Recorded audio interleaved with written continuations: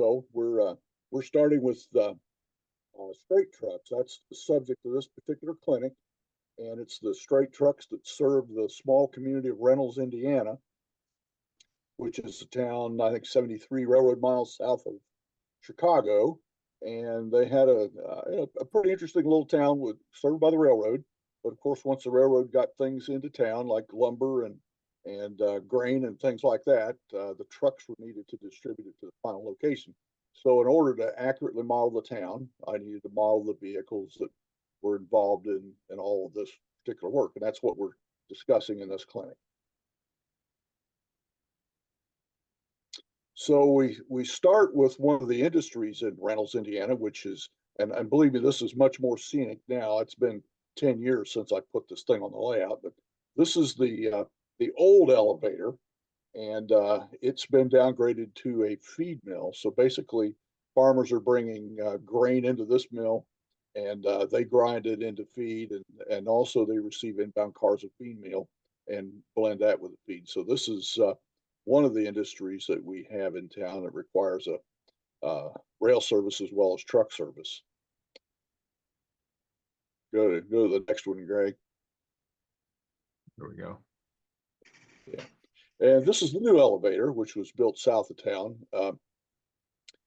When I first found all this, I had an interesting afternoon because I had the car loadings for this particular location in the era that I modeled, and it was about 300 cars a year.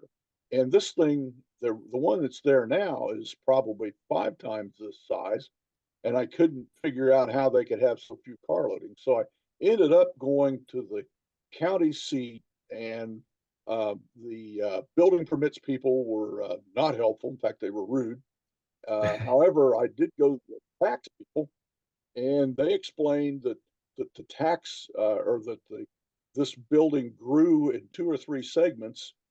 This elevator grew in 2 or 3 segments via the tax records, and therefore confirmed with me the size this thing was in 1958 when I modeled it. So I modeled the size of this elevator as it was in 1958, not what it looks like now if you drove down Route 21 south of Reynolds. And this is a Walthers kit. Of course, we're supposed to be talking about trucks. Yeah, go ahead. You're doing fine, Greg. The truck we want to talk about is in the center there. That's a little grain truck, and it's a 56 Chevy. Allied Forms was the manufacturer of it, and it came with a stake bit. I took the stakes out and built and you could go ahead and advance the slides. I built a bed or sideboards out of styrene. So that's evergreen styrene siding with 2x4 vertical stakes, and fitted that all together. And then I needed to load a load of corn on it. So we go to the next slide. I think I can show you how I did that. There's a styrofoam insert. Well, I guess not. We'll go back to that. I detailed the truck. It doesn't come with details, so I create a pair of 6x10 mirrors, and those are on an 050 mirror brace, as we call it, 015 mirror brace. Added some A-line windshield wipers, and let's see, the turn signals we talked about last time, how to make those, and we'll go through that again a little bit later, and highlight a lot of the chrome or shiny metal details with the Sharpie permanent marker. One of my favorite painting tools is that silver Sharpie, and that included the mirror faces. They had to be sharpened. And one thing we talked about last time, and I'll mention it again, when you use the A-line mirrors, and they make A-line windshield wipers, when they make a particular set for trucks, before you install them, darken the blades. If you'll notice on your windshield wipers on your car, they're black. Heaven knows what color the wipers may be, but the blades that rub the windshields are always black rubber. So go to the next one. And that's, you just touch a Sharpie marker to it there. I had to build a place on the back for the Chart Pack tail light. We talked about that last time. We'll talk about it again tonight. And then a piece of evergreen styrene is used for the license plate holder. Back in that time, the truck 50s and 60s, A single taillight was common. Turn signals were basically you're putting your arm out the window and signaling. Then somebody got the bright idea, let's put turn signals on the front fenders. And so your turn signals, even though you had one light in the back of the vehicle, your turn signals out on the fenders were supposed to suffice for that as well as your hand signals. So slowly we progressed to what we have now. Go ahead to the next one. Okay, here's the bed treatment. I've scratch built the bed and I put a chunk of styrofoam in there, and then I loaded it with ear corn. So where does HO scale ear corn come from? Buy a bag of bird seed or bird feed and pick out the ones that look like ears of corn. I've done this a couple of times, and I'll tell you why I've done it a couple of times. First time I did it while I watched TV, and basically you get the ones with the right size, and you spread Elmer's glue over the top of the styrofoam, and then pour these guys in on top of it. However, they're still not the right color, so that's where you take your yellow paint, and probably I shouldn't have used glossy paint, but you paint all these guys while they're there yellow, and you have basically what looks like a load of ear corn. Now, there is a hazard to doing this. You can go ahead and go to the next slide. I'm not going to be able to show you a picture of the hazard. The hazard is if you have a mouse. And one year when we went away for a week or two in the winter, we had a mouse. And the damn mouse ate all that seed. And I don't know what he did with the bed, but it's completely gone. All he left was that Alloy Forms metal truck. And also, I had a grain bin or a corn crib that I'd made, and I filled it full of this stuff too. He busted into that thing and ate all that seed and chewed up the door and some of the other details I'd added to it. So Southern Pacific modelers use anise seeds to simulate sugar beets, and mice go after those too. Huh. Well, I guess there's a risk of that. I don't know how else to build or how else to model corn. So at least corn on the cob. So there it is. I've covered them with lacquer and had no problem. What's that? I've covered them with lacquer, the aniseed Oh. or bird seed. I've got it like in a corn crib. I've covered it with lacquer and had no problem that way. Well, I didn't use flavored paint, Lester. I used scale coat. So I don't know why they did it, but they sure did. Let's go ahead to the next one. You do see the little door on the back there. A lot of grain beds did have that small door. That's just a piece of styrene, and I cobbled up a lift bar for it. And here we are crossing the track on the way to the grain elevator. And if you model grain elevators, you really need a whole line of trucks because they, as of right now, this time of year, they're lined up at the elevator, and I modeled it a part of the harvest. So it's you need a lot of grain trucks, and there's a lot of interesting stuff comes out this time of year that you don't see any other time. Go ahead. This is the Ford C-Series Aether stake truck. And you can make a grain bed out of that pretty easily by just taking actually 2x4 sheets of styrene, O10 styrene, and glue them inside the vertical stakes. And that seals the bed off and makes it a grain bed. However, if you put a load of shelled corn or any kind of load of grain on it, really, you'd overload that thing. That's got a 20-some foot bed on it, 22-foot bed. So I put another axle under it. That's all this is there to show you is that you can find another truck, cut the axle out from under, stick it ahead of the first one or behind it, and add an axle, and you've got a heavy duty grain truck there. Let's go to the next one. Every morning, about 4 till 7, all these dump trucks start showing up at a place I call, it's on the real railroad too, called Quarry Road, which is obviously where the quarry is. And it's a big stone quarry just north of Reynolds. And actually, it's in the town of Monon.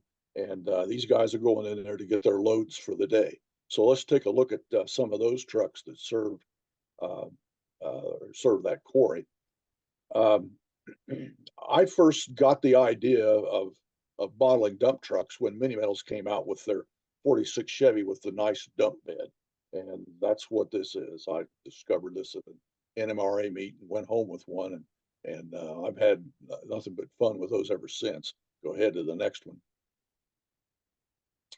First truck I built was, I just took the 46 Chevy and painted it in the colors of the White County Highway Department. Reynolds is in White County, Indiana, and their trucks were orange. The black fenders are a figment of my imagination.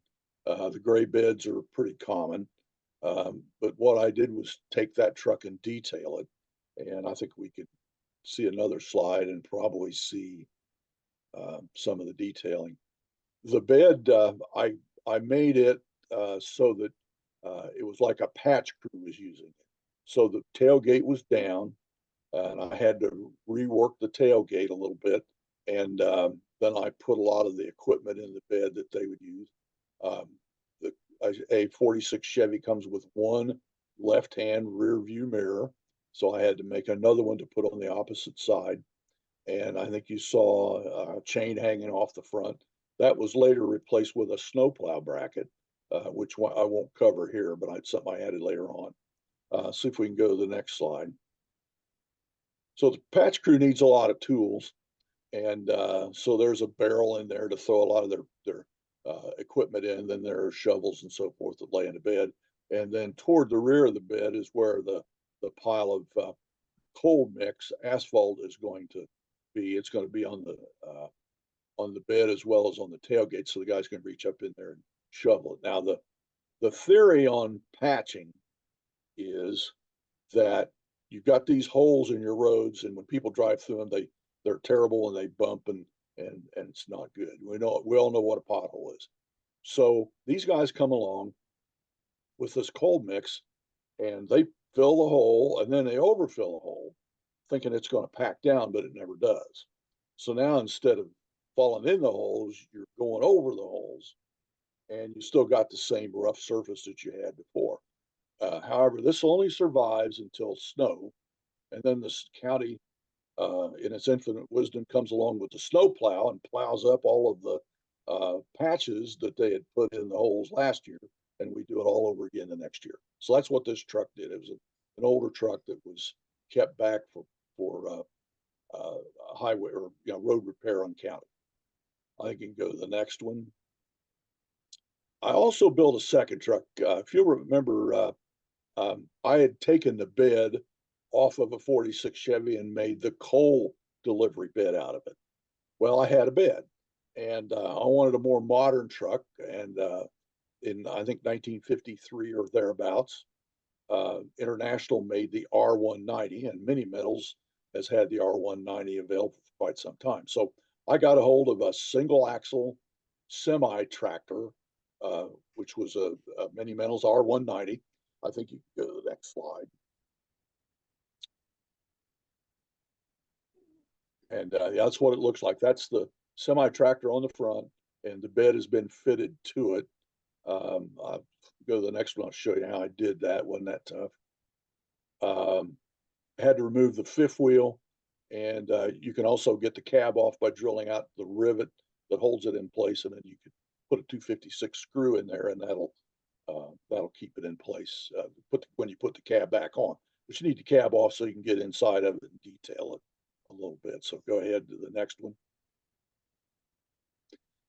This is what you do to the bottom of the bed. You had to add about 0.60 height, a lip, in order to get the front lip of the bed. That's the thing that you want that to hang over the cab, and that was to sort of protect the cab if when the loader, either a bucket loader, a chute, or a crane filled the bed and would overfill it. So that does a little bit of protecting the cab. Go ahead to the next slide. there's a lot more work to do to this bed if you want to make it nice. I made some vertical supports, which you'll see one on the right there, and those are made to cement inside the bed. Then you cut some 2x12 scale lumber side extensions and slide down in those. And that's basically how the real ones work. Only later on, you'll see I painted them orange. The wood doesn't hold up well for two reasons. Number one, weather, so paint helps. But the other reason it doesn't hold up is guys with the loader buckets are whacking the sides of those things, and they can tend to get tore up, which is why you put wood there to begin with. That's easy to replace versus trying to straighten the metal back out if they did that. But that's how we build the side extensions, and I've used those on a lot of different places. Go ahead to the next one. You got to rework the tailgate. It's got these huge pins in it down on the bottom, and they really aren't very authentic. And the way a tailgate works is you have pins that stick out the top of the tailgate, which you see here. And what I did was I beefed up the top of the tailgate with some 060 by 080 strip, and then inserted the 032 hinge pins in there. Let's see, go to the next one. Okay, there are the top pins. Then I put some 08 chain hooks on the down in the center of the tailgate. We're looking at the outside of the tailgate now. And let's go to the next one. What I did there, if you can see on the bottom, there are a couple of loops there. That's where you fit the bottom of the tailgate in, and you have to have a couple of pins in that also. Then the top fits in these loops that you see at the top. Now, what this is really designed so the tailgate could be opened either way, but it's set up right now so that you can spread or dump with it. So when you release the tailgate, and you see it's released slightly, it will swing outward on the top hinge and dump out. Now, if you want to spread the cargo or the stone that you have, you set those chains so that the gate will only open a certain distance. And there's a way to count the lengths of the chain based on what you're hauling and what you're spreading to get the proper opening. So then, and I think you show me another picture here of the truck. I don't think it's going to do it. All right, let's go ahead to well, anyway, I put a better set of wheels on it. These are Athearn wheels, heavier wheels for a heavy truck. Go ahead to the next one. Yeah, it's not going to show me what I want. Yes, it does. If you look at the front of the bed, you'll see a lever there. Now, since I've done this, I've attached a rope to that lever. So when you want to spread, what you do is you raise the bed and you get a hold of that rope that's attached to this lever that you see there. And when you got the bed up to where the rock starts to run to the back of the tailgate, you let the clutch out and move forward, and then give a big yank on that rope. Now, you're doing this hanging out the window, and that releases the tailgate, and then you keep a steady speed, and it'll spread that rock right along where you want it. And a good tailgate man can do that and make it look easy. But those are the tools he needs. He can't get out and trip that lever and then get back in and take off. He has to have the rope attached, which I don't have. But you do need to make that lever, which runs a rod that releases the bottom of the tailgate, the hooks on the bottom of the tailgate. So that's part of the detailing process of the bed. Go ahead. Well, better go back one, Greg. Yeah, just a quick review. West Coast mirrors, A-line windshield wipers, tow chain on the front. I've made a couple of tow hooks for the front of both of the trucks and put tow chains on. They've since both been refitted with snowplow brackets. And I numbered it 53 for the year it was purchased. And I know they're looking forward to a Tandem International that'll be number 54. They're probably going to buy it in 1954. So I'm thinking about how I'm going to build it. But you'll notice the Athearn wheels give it a beefier look. Those are cast wheels, which are stronger and more durable for what these guys are doing. So go ahead and go on the next one now.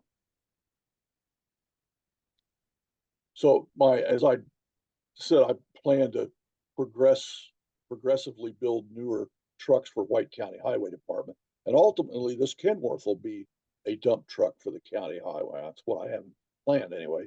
But for today's purposes, I took the bed off of it. And that's what you see on the right there. All you got to do is remove 3 pins. And that thing basically comes off complete with the dump cylinder or hoist. Go ahead. I decided I wanted to put it on a Tandem International R190. Now, as Ron will verify, the Tandem R190s are not that easy to come by. They didn't make that many of them. By that, I mean a tandem drive axle, but here you have one that comes with the trailer. And this is the one I used to make the next dump truck. Go ahead to the next slide.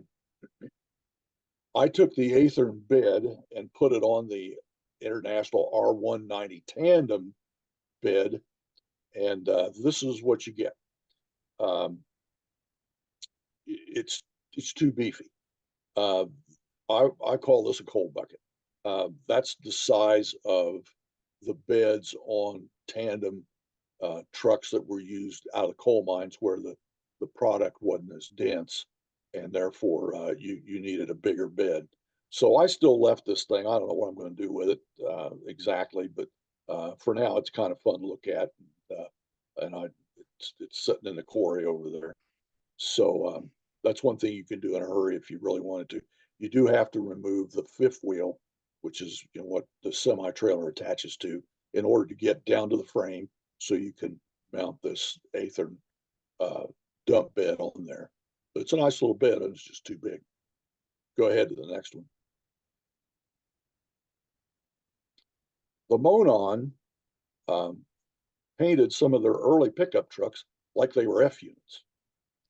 And I have a picture of a couple of the pickup trucks, and they were the early series Ford F1s, and they looked just like they were painted like F units. So I got a hold of this Mini Metals model that had the separate hood that raised, and that made this a lot easier. So I went ahead and painted it like it was a Monon F unit. That's what you see here.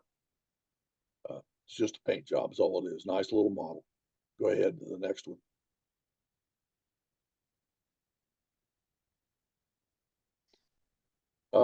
Later on, railroad decided it was a little too complex to apply that paint scheme to everything. So they purchased vehicles that were already red. And then it was a simple matter of just putting some lettering on them. In this case, it was an N-scale Monon Herald is all they had, and added the sideboards, and we already talked about how to do that. So any self-respecting farm truck, as well as some industrial trucks like this one, would have sideboards on them, and they're easy to make out of 10,000 styrene. Go ahead to the next one.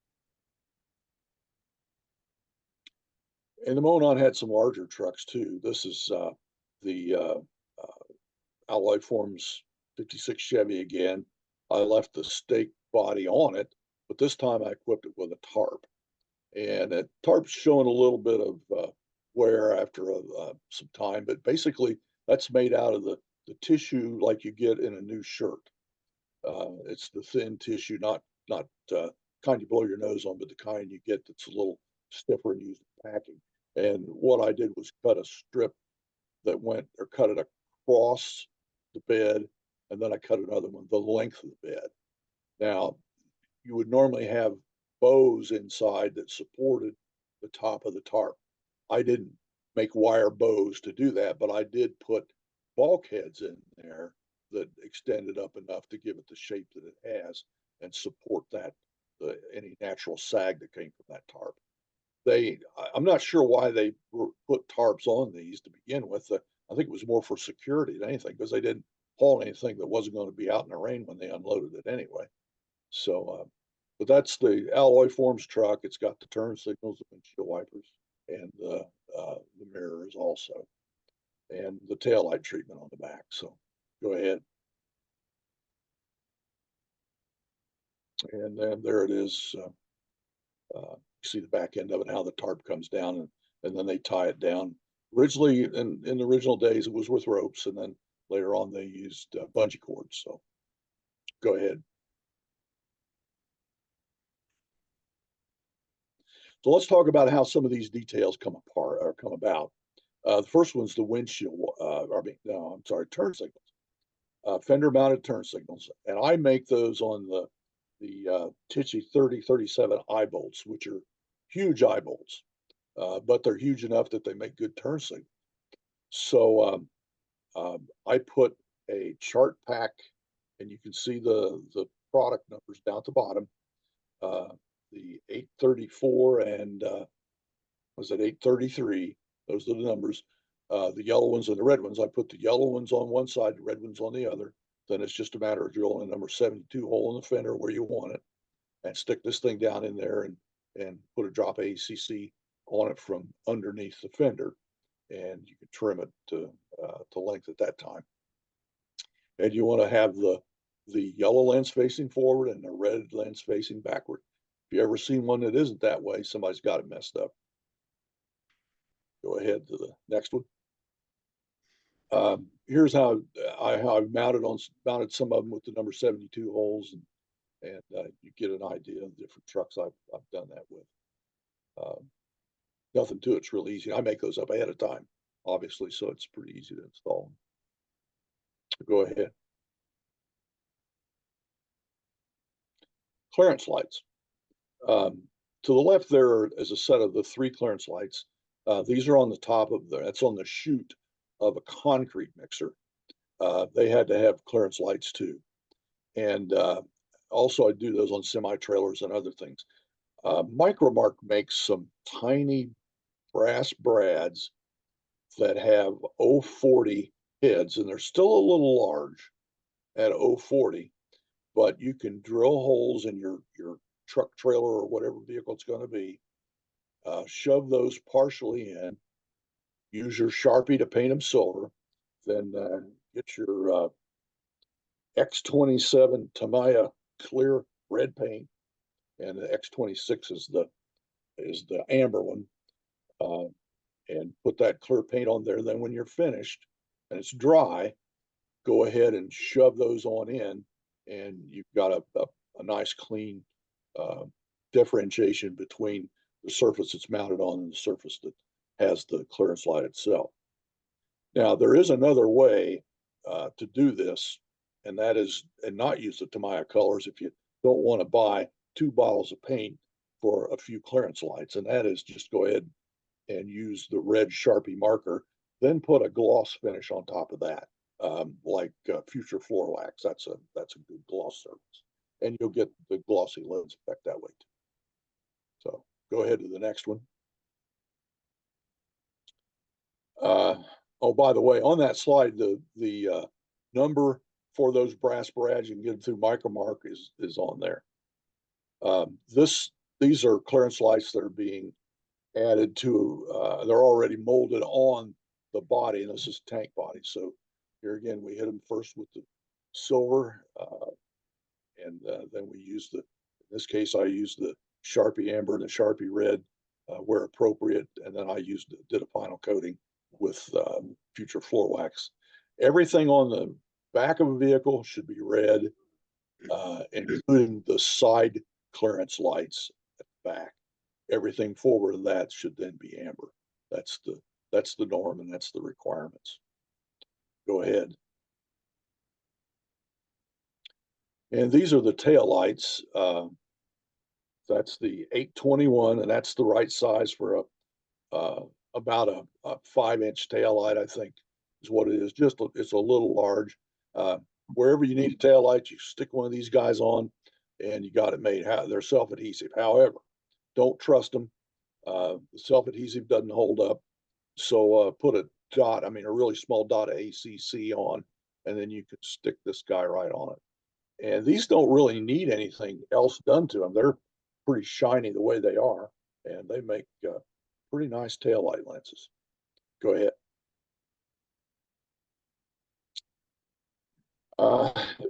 I touched on this before. There's something about masking it and painting. If you look at the right, that's the Ford logo and the beginnings of a chrome strip that goes up the hood on that truck, and you can see the Ford emblem on the right. Now you can paint that truck a different color if you'll mask that all of that off, and it's not that hard to do, especially if you're painting a color that's fairly similar. I painted one of these red, and I masked that strip, and I masked the logo, and I masked that side emblem on both sides. And basically, if you get it close enough, there'll be a little bit of orange around the edge of it, but not enough that you really notice it. So it's something that you can, with a little bit of work, you can save that very fine detail there. Otherwise, you're going to lose when you paint it. Go ahead to the next one. Black fenders. I had here are 3 trucks I needed to paint that needed black fenders. They're all you've all seen them already in projects that we've covered earlier, but you got to mask them off. And I like to use that blue painter's tape. It's just seems like it's good stuff, and it's got stick them when you need it, but when you peel it off, it comes off clean, and it usually doesn't take any paint off with it that you don't want taken off. The one thing you want to do though with any tape that you buy is you want to put your own edge on it.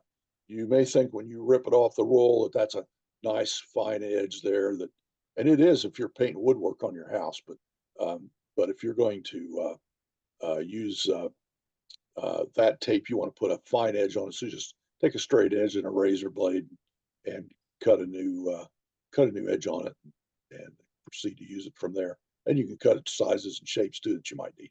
Go ahead now, Greg.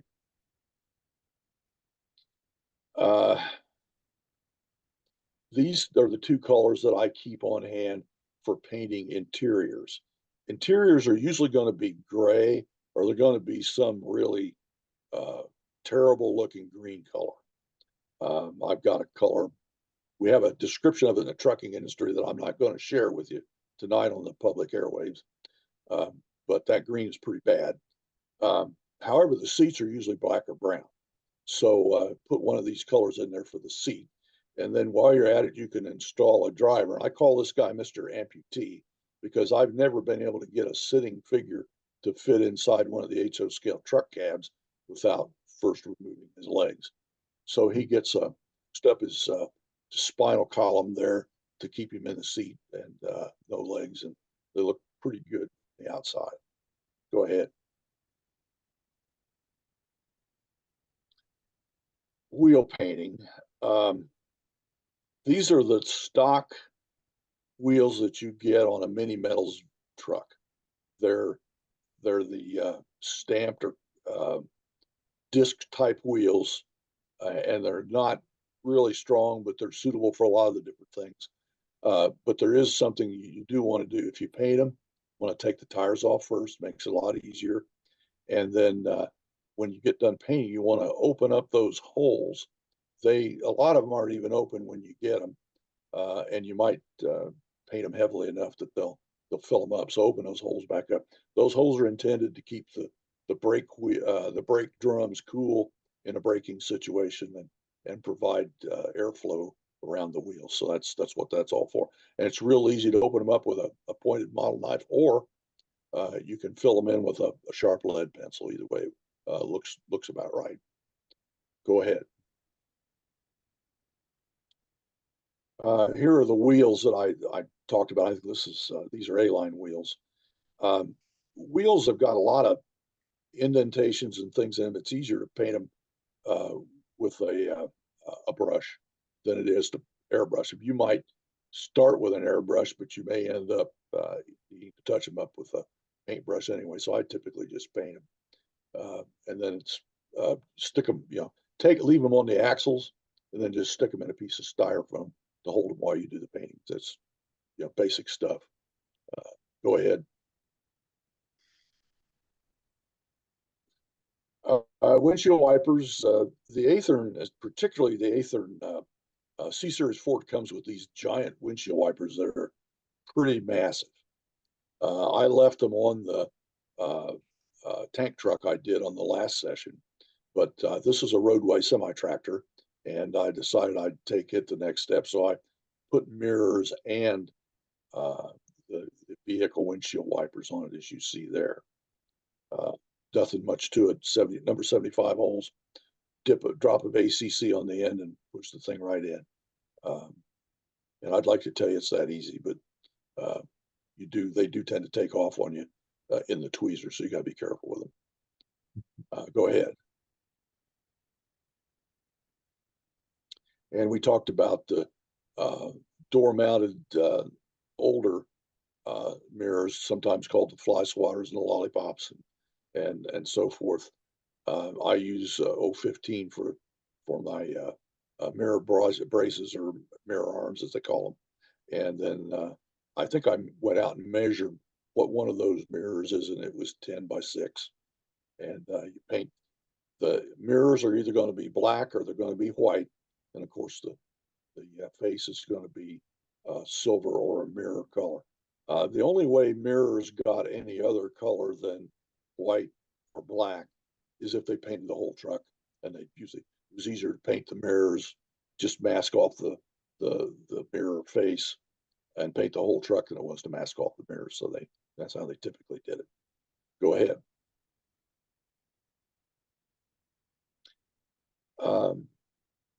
These are the West Coast mirrors. A-Line makes them, and so does Plano, and they're basically the same thing.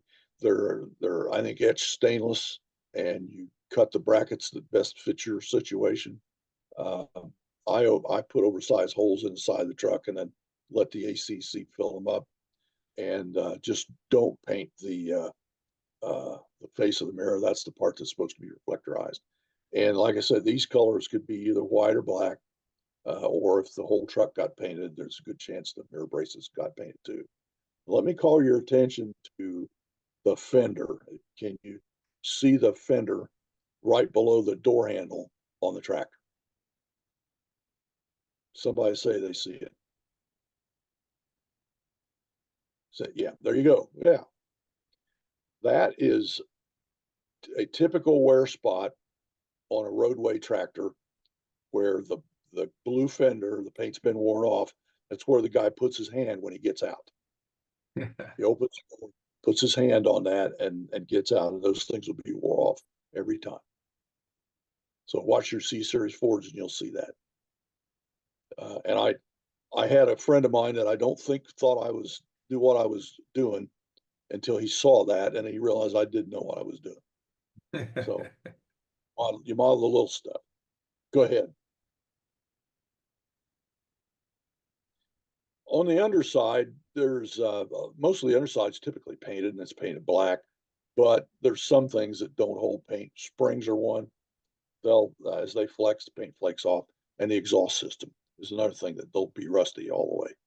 So you can paint those things a rusty color, dark rust color is best. The exhaust system on this particular model it's the Mini Metals semi-tractor, allegedly goes all the way to the back, although you see where I've stretched the frame, so it's not going to go all the way. It doesn't connect all the way back. But in the real world, typically, if you got the exhaust system past the cab, the rear of the cab, then you could go ahead and stop it right there. And that's what a lot of trucks did. They had the exhaust did not go all the way to the rear of the frame. Okay, go ahead to the next one. License plates. I think this was a dream I had when I wrote this part.